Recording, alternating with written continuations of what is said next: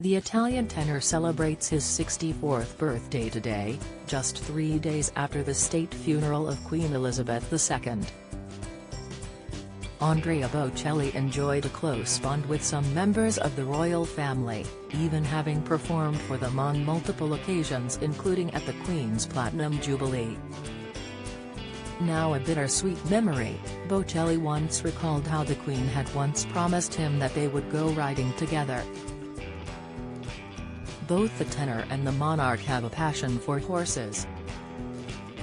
Bocelli even converted a seaside hotel in Tuscany into stables near his home.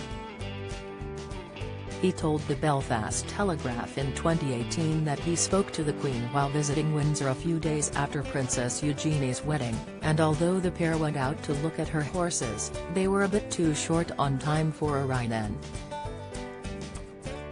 Bocelli said, "She promised. She said that one time, when I'm in England and a little bit less busy, we can do it." Eugenie's wedding to Jack Brooksbank was accompanied with music by the acclaimed singer, who admitted he was nervous before his royal performance. "Unfortunately, the day of the wedding Bocelli was in trouble with my voice. I was very tired, but onlookers hardly noticed as the elegant tunes of the Italian singer washed across the lavish event." Bocelli's son, Matteo, also attended the wedding as the singer's +1 and the 16-year-old found himself happily sitting next to Kate Moss. The star-studded audience listened to Bocelli as he was backed by the Royal Philharmonic Orchestra in a sight to behold. The Belfast Telegraph suggested the performance was probably performed as a favour to the mother of the bride, Duchess of York Sarah Ferguson. Bocelli and the Duchess have reportedly been friends for years and had been alongside Princesses Beatrice and Eugenie as they grew up. Eugenie's wedding was not the last royal event Bocelli would headline, as he performed at the Platinum Party at the Palace earlier this year, once again backed by the orchestra. Speaking to the Telegraph shortly before the performance, Bocelli revealed that his pre-show nerves were worsened by the fact that he knew the performance would be televised and that he was only to perform one song. He shared, "At concerts where I will only perform one piece that will appear on millions of TV screens, it's like kicking a penalty, you know. The last penalty. It is psychologically difficult." The singer refused to say what he would be performing but simply described it as one of the most popular and loved songs in the world. Ultimately Bocelli performed the Giacomo Puccini aria Nessun Dorma for the Jubilee celebrations.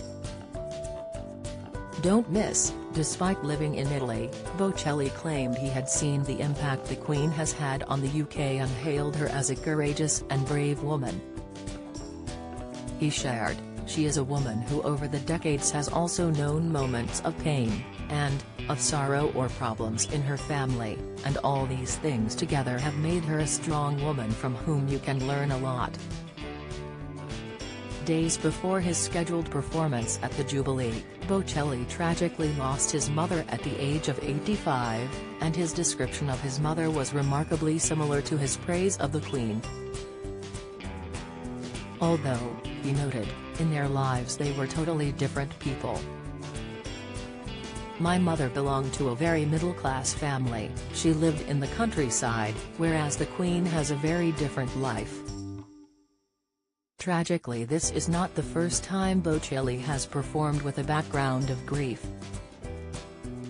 Just hours before he sang for Pope John Paul II in 2000, the tenor got word of his father's death. It was reported that his mother had encouraged him then to fulfill his commitment and perform for the Pope, which he did. Bocelli is a believer in the power of music and its healing properties. However, the singer noted these qualities can be manipulated. He explained to the Telegraph, "Music is food for the soul. If you eat when you're hungry, that's okay. But if you eat when you're already full, that's when you're going to get indigestion. You can't live without food, but if you eat when you're already full, it's terrible. It's dangerous. The now 24-year-old Matteo has also carved out a successful music career for himself, which he has been working on since his teen years. Later this year, the A Family Christmas album, featuring Bocelli, Matteo and Bocelli's youngest daughter Virginia, who is just 10 years old,